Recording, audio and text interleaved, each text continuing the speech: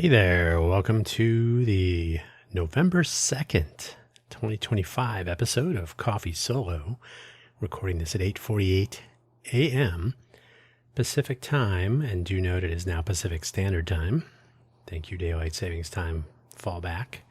Making this episode 2025-110201 of the Coffee Solo audio program. The title, Time and Weather. I have created an outline for today's episode, so only a little bit of spontaneity, I suppose. I haven't done this in over a week. The title, Time and Weather, but the summary, hey, long time, how it goes. It's been a while. I'm totally, there we go. All right. So yeah, how's it going? It's been just over a week, I think, but it feels like ages. So much chaos going on. I'm not really going to talk about anything in politics land. Why bother? We're inundated. It's too much.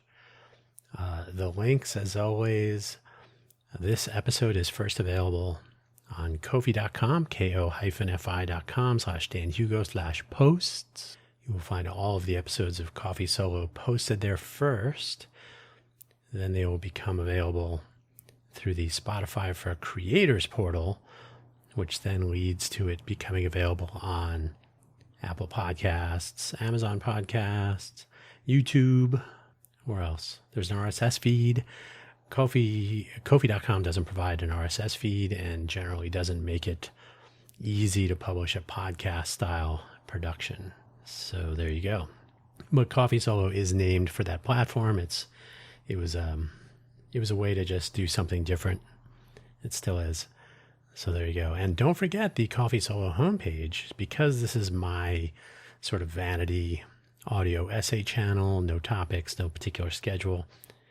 I don't have a domain for it or anything. So Coffee Solo, K-O-F-I, Solo, Coffee Solo, is found on my personal vanity homepage, danhugo.com, danhugo.com. It's a simple website. I've been talking about this for way too long, and there are way too many things that have gotten in the way, and mental bandwidth being what it is. But I need to make all of the platform websites look a little bit nicer. So that's been on the to-do list for way too long. It doesn't stay at the high priority where it would actually get done. And if you're actually listening to this on Coffee Solo, I don't have a link to. On ko-fi.com, I'm sorry, I don't have that first link. So danhugo.com to find more information about this and the Buy Me an Update audio program, which is published on Monday mornings. That's just a 5-minute episode about the week previous audio programming topics and news and announcements. And finally, the profile page linking everything remains at buymeacoffee.com/danhugo. That is a big, giant, free-form profile page that I have links to all of my audio programs, to my various projects. There's some biographical information and, of course, some affiliate links. You're under no obligation to spend any money on that site, either through the Buy Me a Coffee platform or through any affiliate links that you might click on. But if you do, it all goes towards coffee, which is how all of this works. On that note, what are we talking about today? Total chaos. First, I have to say, and in fact, I have said many times in various contexts on various audio programs and social media platforms, you can check, I've been fairly consistent. We as the internet world need to get back to self-publishing. Sure, use the platforms that are out there, as in post links to your stuff, but own your content. Make sure it doesn't disappear, and make sure the tools work. Make sure you are always reachable. I know during the YouTube adpocalypse, for example, there were big reductions in ad revenue for some of the channels. So they may not have been able to afford to maintain their presence online. There's also the notion of being canceled, your channel being removed, either suspended or removed outright. For some, that means, being deleted from reality.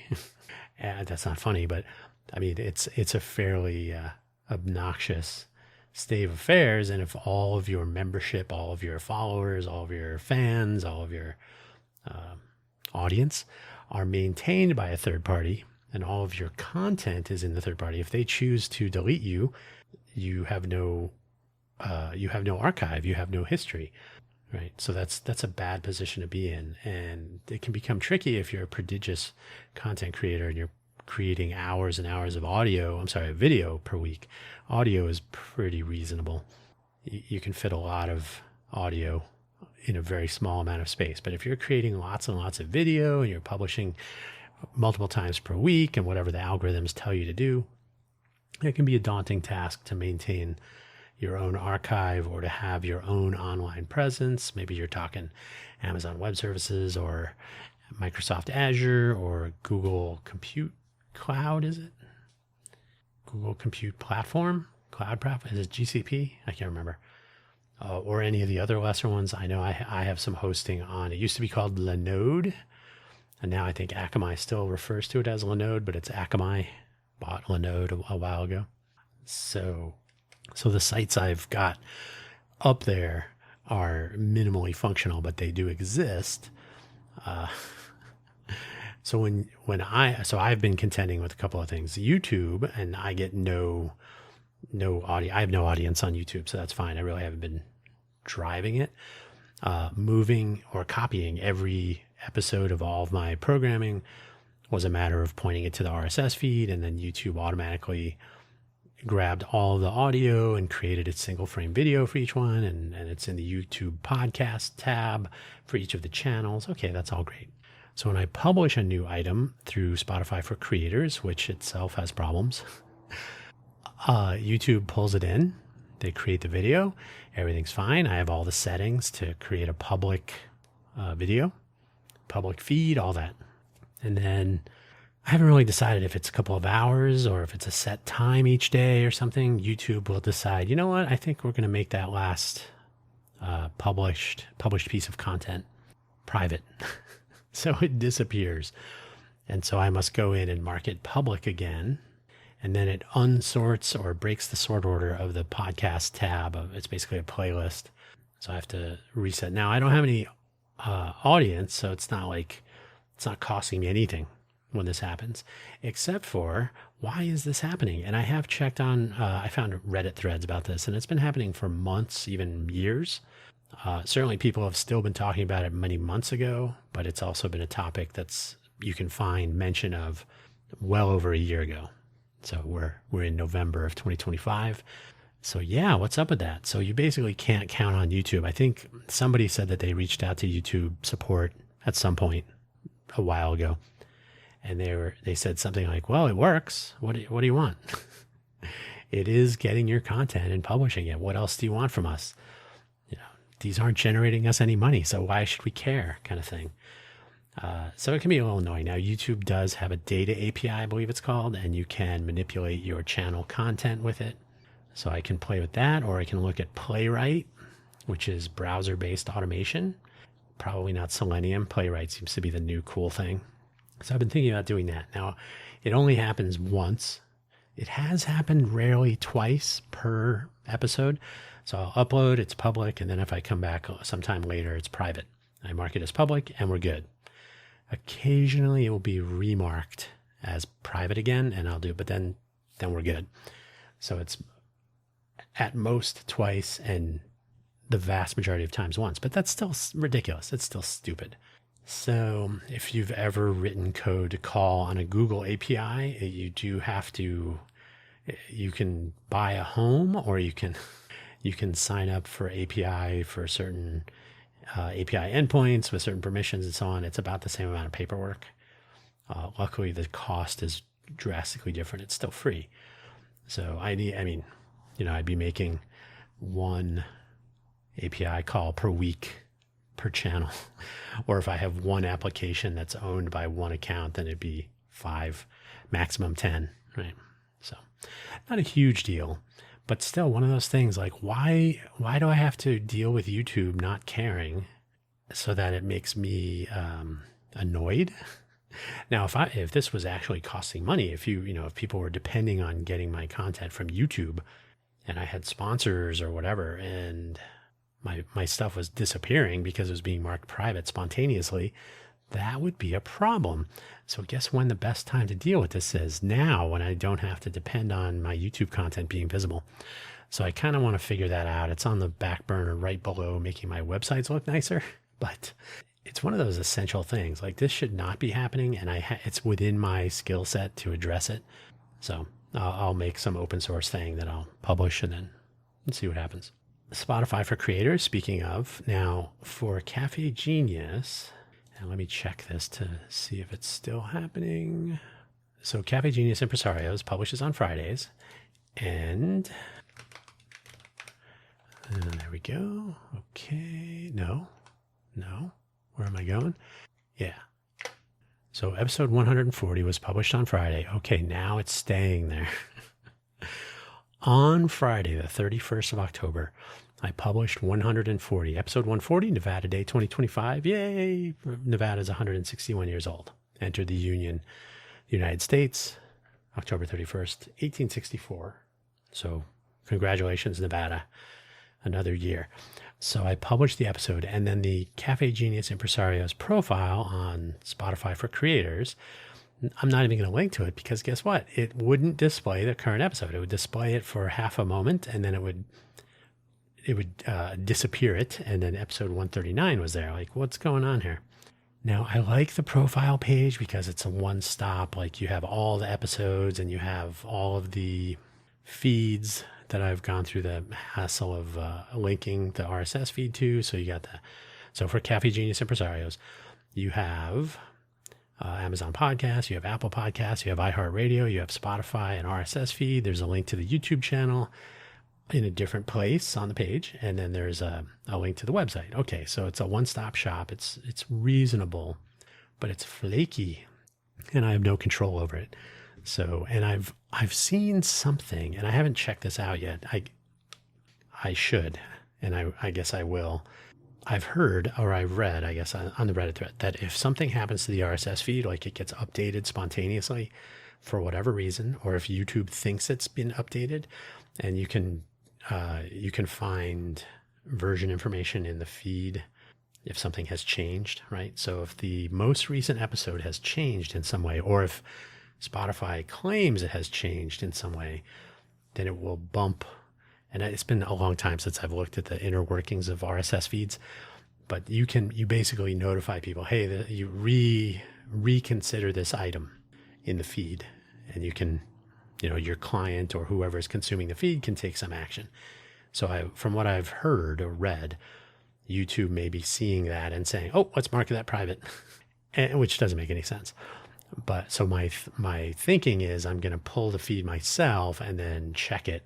So I'll pull multiple versions like every hour or something. And if it somehow changes, and I'll see if that correlates with the YouTube feed. Because here's what you can do. There's a YouTube RSS feed for your channel. I don't know if you knew that. I don't think a lot of people do.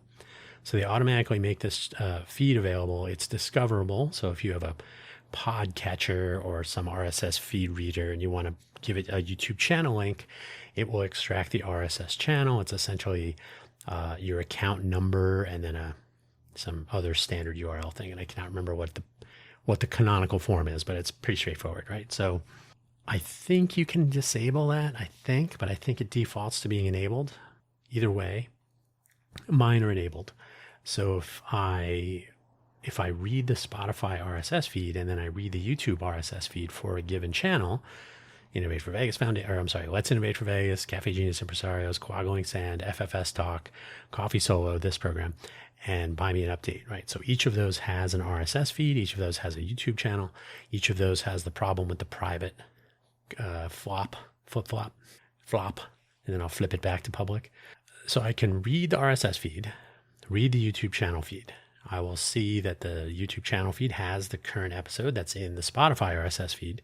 And then I can read the RSS feed from Spotify again and the YouTube channel again. And as long as both of them are remaining the same, they remain the same as the same feed was the previous time I read it, and also that they remain in sync with each other, that they each have the most current episode available as the most current published episode, etc., then we're good. But if I see that the YouTube channel misses a feed, misses the item, right? Like, oh, the most current episode is now last week instead of this week, then I would look at the Spotify RSS feed and see what changed. So that can all be automated.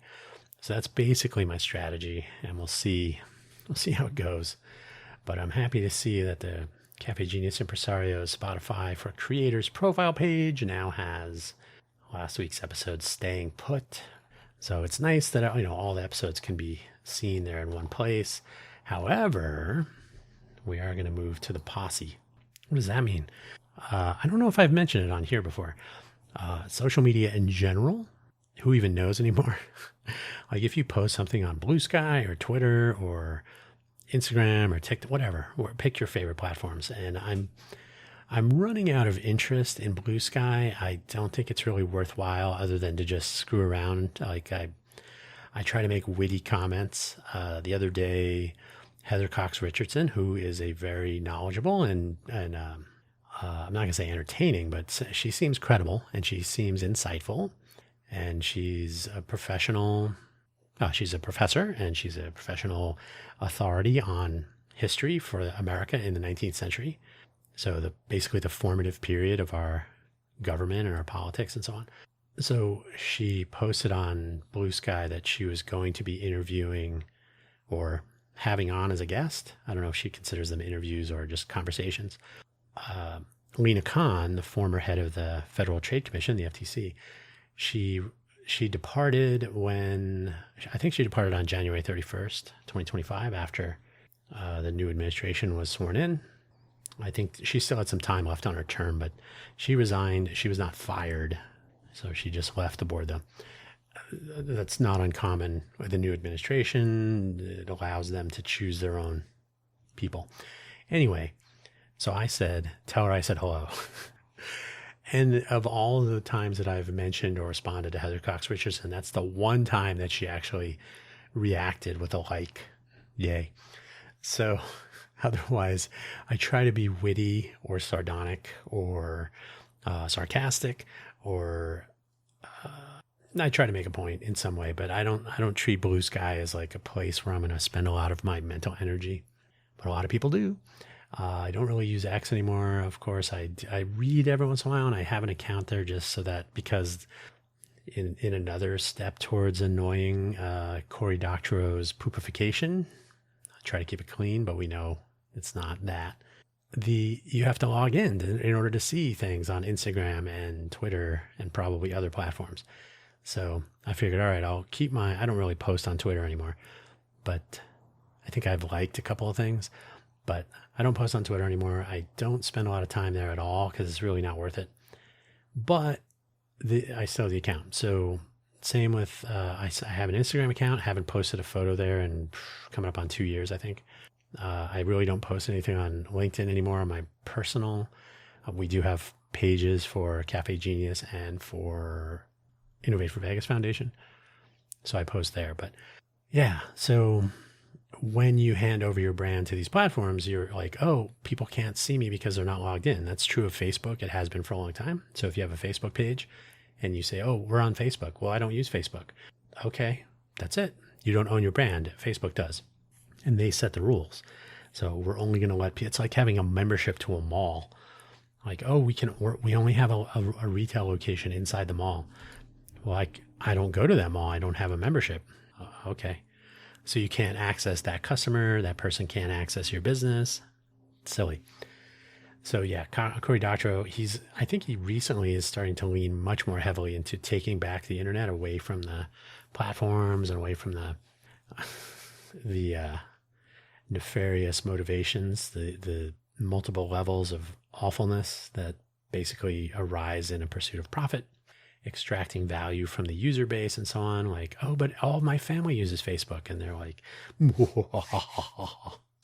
rubbing their hands together. So there's a thing called Posse, Posse. It's been around for a long time. It's a notion. There's an article on the IndieWeb website.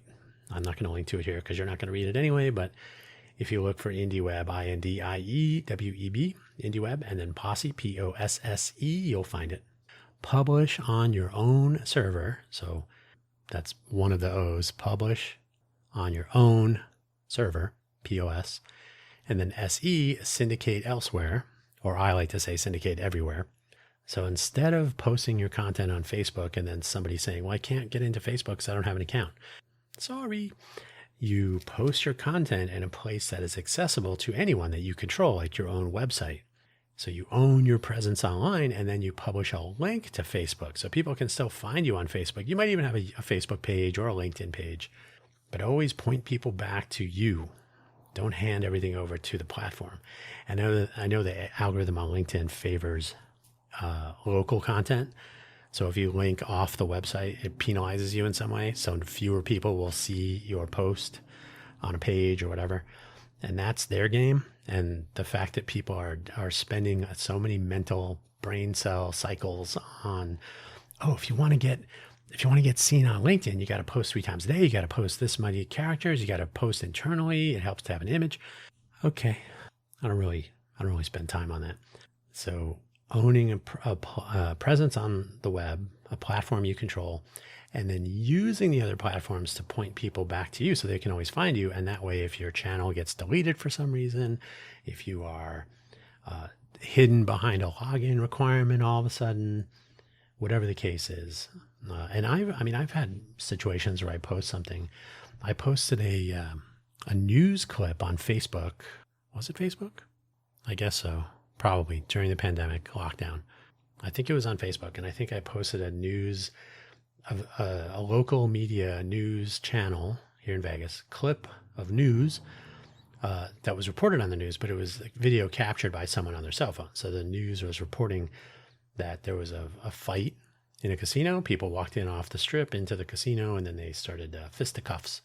And my post was removed for depicting violence or whatnot. I'm like, it's a news post. Like, I literally just pasted a link to the video.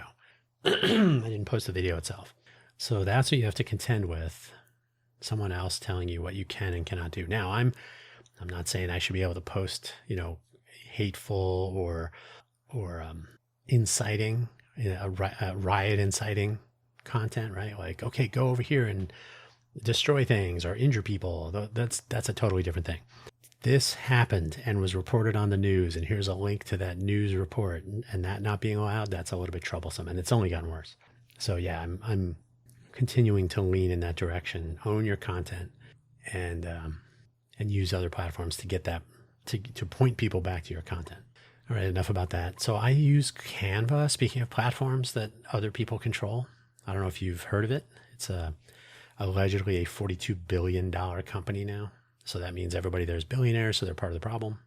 So I use Canva for several things. I have an account I pay for, and then our nonprofit Innovate for Vegas Foundation has a free account for charities. So I use that one much less because I only publish one audio program there, and I published all the rest of them are from me personally. So I use my paid account, which I think is like $12 a month. I use that a lot more, but I also use the free one, the gratis one, for making some what do you call it? Open graph images and some other stuff. So now and then, I can't say that I've used it a ton for free, but I pay for it. I have a single user pro subscription. I used to have a team subscription, but then they had a price increase and they redid their pricing structure. So I remained at the same price and I get less. I get only one person. So yay. The new world has been here the whole time. Make no mistake. Everything gets more expensive or worse, or both. I have to say Canva comes in handy. Yes, I do use it every day, pretty much. A little bit. I don't make money from using Canva, but it is also, for some reason, a platform that does not enjoy being consistent with its flailing all the time. Just today, once again, in the middle of trying to upload an image for the cover art for today's episode, you are not online, and it happens every day now. So at some point during my workflow, it will just become unresponsive, and then eventually it will say, oh, you're not online. Try again later. Sorry. Shrug the shoulders and wish you well, right? Like, oh, but I'm paying for this. And it just doesn't work anymore. Okay. So eventually I can finish doing one image. I cannot imagine if I depended on this for money. But so it's flailing around. I don't know what's going on. Sometimes it'll be inoperable for an hour, maybe longer. And this doesn't matter on time. It could be 4 o'clock in the morning, 4 o'clock in the afternoon, etc. But even worse and more annoying is they keep changing the user experience and the user interface. So things move around, new things are available, different ways of accessing things. I created brand templates for all the cover art. So I can start with, episode here and different typefaces and all that. But accessing the brand templates keeps moving around. Okay, now we've introduced a new thing. So getting to your brand templates is a different thing, different than it was yesterday. And we're just not going to tell you. You just get to find out when you use the tools. So that's been remarkably frustrating. And I think that's not the way to conduct business with people who are depending on these tools. I think you have to sort of roll out like, hey, did you want to try the new user interface or you want to keep the old one for a while? And this is part of the Maya principle from Raymond Loewy, minimally advanced yet acceptable. So like, keep it familiar and then introduce the surprises. Don't surprise someone the next time they log in. Hey, look, everything's different. I think there would be something to be learned if you have someone driving a user experience design process who has vision impairments. Like there's this thing, it's not funny, but if you ever want to prank someone who can't see or someone who enters a home in the dark so they can't see temporarily, is just move the furniture around and they'll start tripping over things because things are not where they were. I know the ottoman's over here. I know the edge of somebody moved the ottoman, right? So this happens with Canva user experience all the time. And it has happened again. So when I can even use the tools, things are not in the same place as they were last time. So it's becoming really one of those things where like, do I need Canva? Do I need to spend $12 a month on this? It was mostly about using their clip art, their licensed art collections and background images. And so because I composed the cover art from different elements and different font faces and all that. So it's like, okay, it's convenient and I do use it every day. So $12, I'm creating at least one thing every day. So that's 30 things. So what is that? 20, what is it? 40 cents a day? It's not awful, but at some point you're like, whoa, but they suck. They suck at designing a user experience. For me, I don't know. Call me crazy. I just like things to work the way they were working yesterday as a starting point. Do you want to try the new user interface? Not at this moment, but you don't get that choice. And I think that's problematic. All right. Enough about Canva. The weather in Vegas is humid. It is the monsoon season after all. I guess it's extending into November. I know inside my home is a 44% humidity sometimes, and normal in a normal human home should be closer to 35. So just the weather has just been a little bit more humid. It's not like ridiculous, but of course air circulation inside is different than outside. There's been a little bit of a breeze. It's becoming warmer.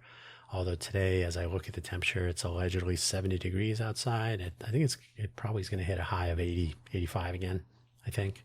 So it's staying a little bit warm. It's, I would like it to cool off. At night, it's getting down into the 50s, I think. So that's pretty good. I walk to the gym. I've been going to the gym, getting back in with the ankle getting better. We'll get to that in a moment. So yeah, as long as you're when the sun is down in Vegas, the weather is a little bit more pleasant. And the humidity drops a little bit just because of the temperature. You'll get the humidity condenses a little bit and it's all good. Now, we just flipped over we fell back. I can't add to the weather, but we do have daylight savings time having fallen back to standard time here. And in most places in the United States, except for Hawaii, Arizona, parts of Indiana, and anywhere else that does not do the daylight savings time change. So you just woke up and it was the same time as usual. But do be aware that your elders will probably be. And what time is it where you are? Did you guys move your clocks back? Nothing actually changes on an individual basis, by the way. So if you have a problem getting waking up an hour earlier or an hour later or whatnot, hopefully that's not the case. Some people are like, oh my God, it's 1 hour difference. Okay, that happens, but you'll get over it in a couple of days.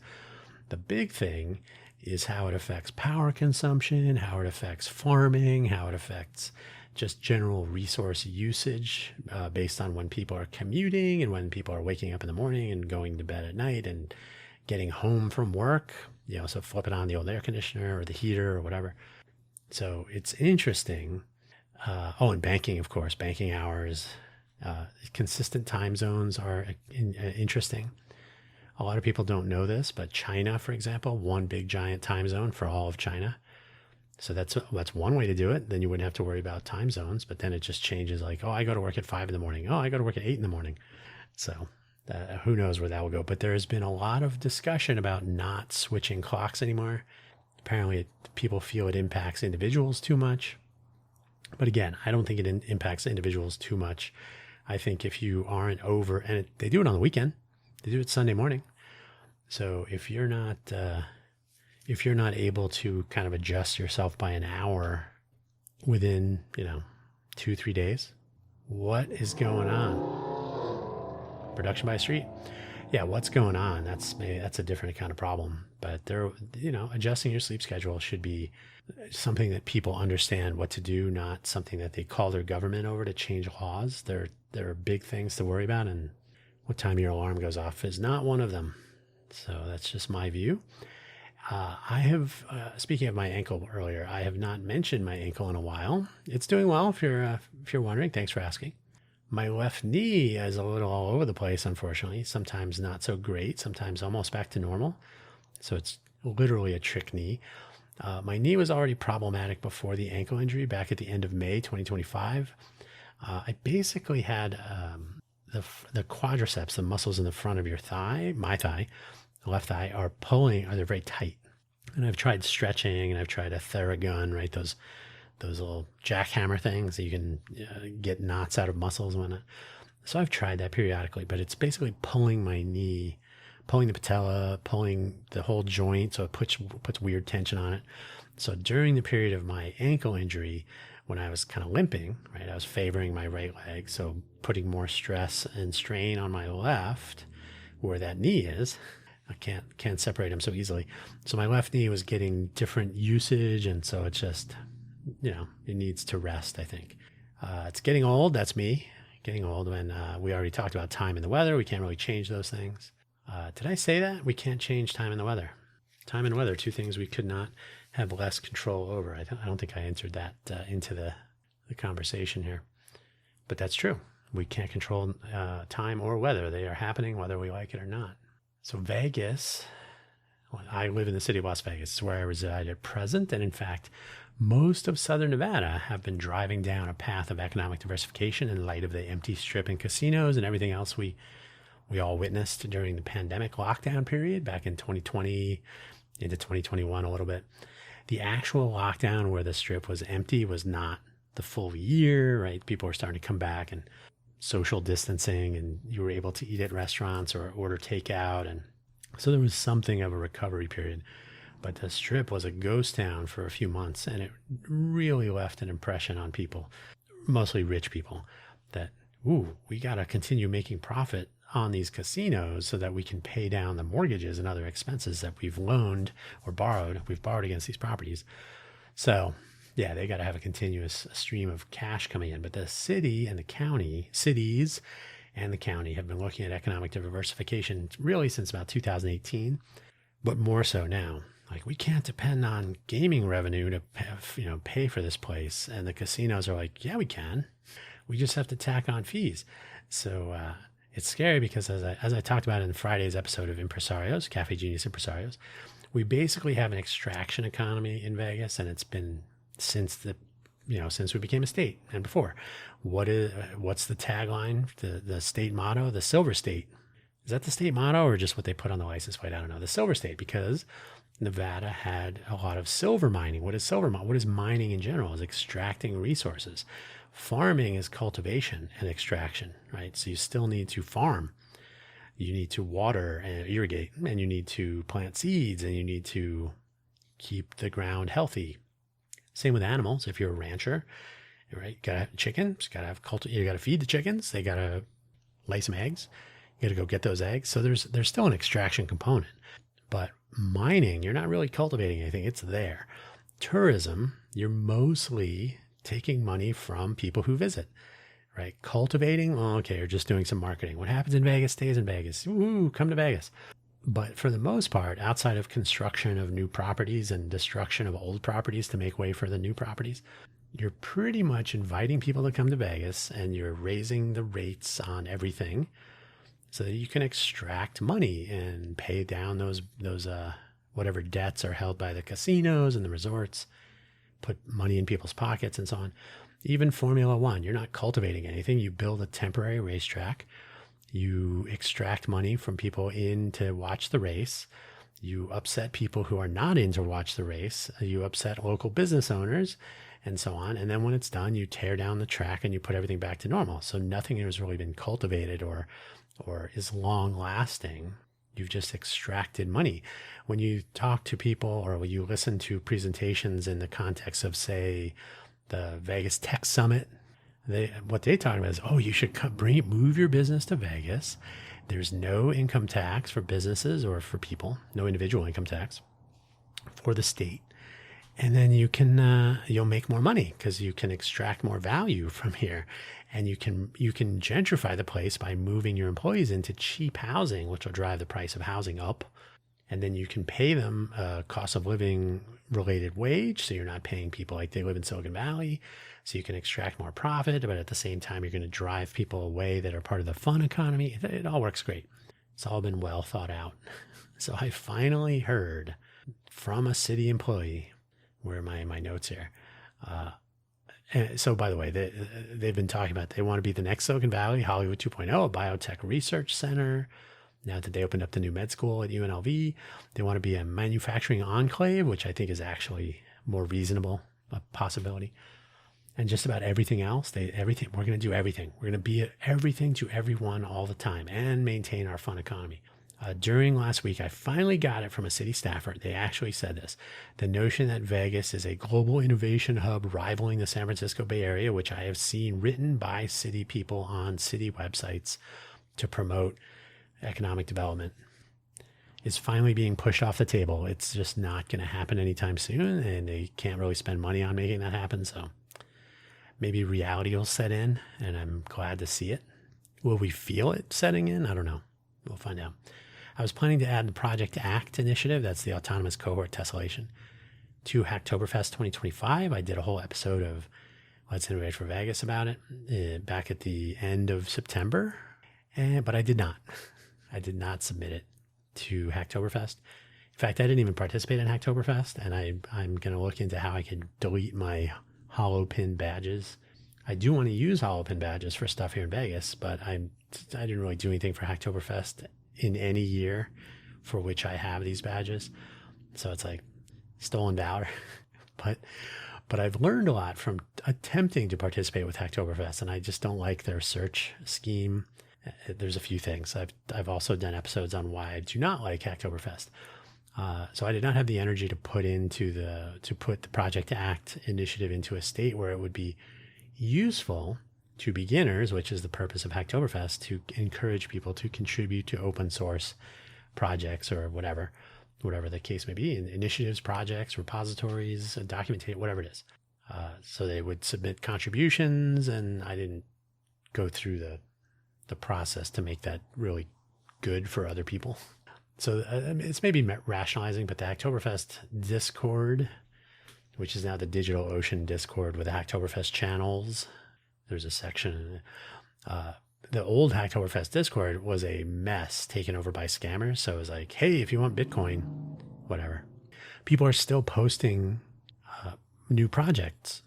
So this would be a great way to say, hey, if you found it difficult to find projects you contribute to during the 31 days of Hacktoberfest, we're trying to work on this for civic volunteer organizations to connect people who want to volunteer to open issues in initiatives that are ongoing.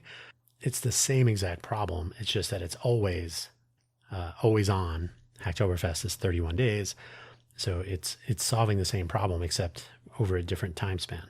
So opt-in, not tied to GitHub and GitLab as Hacktoberfest is, but you can still implement it with those. Anyway, so the take home is totally rationalizing, but I think I'm going to try to announce on the Hacktoberfest projects channel Hey, did you find it difficult to find projects? We've been working on this. If you want to contribute, take a look. And I would much rather have people who are not doing it for a badge, because now you don't get a badge. You just contribute if you want. So, so that might be more interesting, more practical, maybe. I live in an apartment in the city of Las Vegas. I don't think I would ever buy a house here. I think, to be honest, I really liked flying out of Vegas. I used to say it's my favorite departure city. And so, yeah, it's already fun living in an apartment in Vegas. I live in the actual city of Las Vegas, so I live 12 miles about north of the Strip, basically. I think it's 12, maybe 14. I think something like that. The where I live was purchased by or acquired by Cushman & Wakefield, which is a big company. I think it was a year ago. And guess what? We get big company interactions like this weekend, as rent is due as usual. Whoever they is, decided to adjust the tenant ledgers, which had accumulated error since the changeover. So, for example, I think the first month after the acquisition, the standard water bills and the fees and whatever were all wrong. Then the following month they tried to adjust them, so now it's higher than normal. And then the next month it was back to kind of normal. So there's just been a little bit of error because they just didn't have everything synchronized across. They use several platforms of incongruity, and then they really haven't told anybody how things work. On top of this, my renter's insurance was not expired, but they thought it was, so they were charging me $15 a month for like 6 months. But that's an individual thing, and so maybe they will credit me this month. That would be nice. We're talking like $75, right? Over a few months, that adds up. But so they sent out this email on October 31st, the end of the month. And they said, hey, we're doing this tenant ledger adjustment, so everybody will see these, a change. So there's like a net amount owed of something like $45, I think, or $35. Not a lot of money, but so first it has a $15 error because of a double charge. So that's built in, right? They're going to try to fix that today, which is Sunday. So they send out this email. Okay, we're doing the tenant ledger adjustments. There will be one double charge of $15. So we'll try to get that fixed for Sunday. And a reminder that your rent is due by midnight, the night of the 4th, or 12 a.m. on the 5th, if you like. Otherwise, it's late, and there'll be okay. So they sent out this email. So this is the Vegas area. We have a certain amount of people here that are in the military, especially Nellis Air Force Base and Creech. Creech is a little bit farther away. I see people in fatigues every once in a while. We do have military families living in this place. And possibly other federal employees. We're in the middle of a federal government shutdown, so people are not necessarily getting paid and whatnot. Okay. And then, of course, on November 1st, which was Saturday, which was the day after this email went out, SNAP benefits, supplemental nutrition access program. What does SNAP stand for? I don't really like autofill. Tell me what SNAP is. Supplemental Nutrition Assistance Program. Okay, so people that are trying to make every dollar count are going to run into some trouble perhaps until they get this sorted out. So, of course, that's a great time to say, okay, hey, guess what? Your rent's going to go up temporarily while we adjust this accrued error. I'm like, maybe a smaller company who actually cared would have said, you know what, we're going to amortize this over the next, 3 months, right? Your rent will have an extra $5 on it or $10, not $50 or whatever. It depends on I think there are a few things that it depends on, but in my case, I think it's going to end up being plus 35 and then minus 75. So, that's in my case. But the take home, boy, that seems like a dick move, if I may say. I think a big company doesn't really give a crap about people that are living in a place. They just want to make sure. And I've gotten dinged with, this fee thing because they didn't tell me where to submit. You have to submit your insurance documents to a new place. Like, you didn't tell me that. You just said my insurance was expired. And I said, no, it isn't. And then they didn't tell me anything until 6 months later. And I'm like, hey, why am I being charged? Oh, because you didn't submit your thing here that we didn't tell you where it was exactly. And yeah, so when they took over, there were like 5 new websites to fill out forms and Like, this is all in my lease, isn't it? Yes, but you must go to here and you must do this and that, and you have to go submit something else over there. And okay. And they still get it wrong and they don't respond to emails. So that's the state of affairs. That's the poopification of living in Vegas. I have to imagine this will only happen more. I'm still shaking my head though. I'm not on SNAP and I'm not a federal employee, so I don't have either of those challenges, but still, like normal people, we are in the vast majority, but certainly are not treated like it. So that's my little soapbox message for today. In the meantime, Cushman & Wakefield, they keep sending me a text and an email kind of at the same time. We really appreciate you selecting this property to live and all. Would you take a moment and fill out the survey? And when I checked, and they eventually send me to create a review for Google Local. I'm like, maybe I should fill that out. Oh, the property where I've lived for a couple of years has been acquired, and I'm going to start them out at 1 star. I really am tempted to do that, except guess what? I don't know if I'm going to get any retribution thrown at me. That would be annoying. So I don't know. And my neighbor upstairs is still getting on my nerves, but not as much. I was really hoping he was moving out, but I don't think he is. Whatever. I can't think of anything else to talk about. We're at, my timer says we're at about 49 minutes, 49 and a half-ish. So that seems like a reasonable show for a Sunday morning. I really got to get Hugo Floss going, but I really got to get In Las Vegas going, and then I can publicize the Hugo Floss program as part of my local media platform. So what am I doing talking on this microphone? I should be getting back to work. So I'll leave it there. Thank you for listening as always.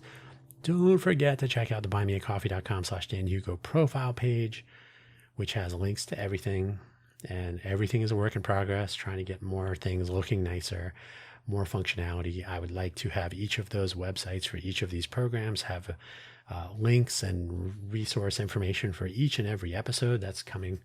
It's on the to-do list. There's a whole collection of things. I really need to stop sleeping. And so I'll work on that.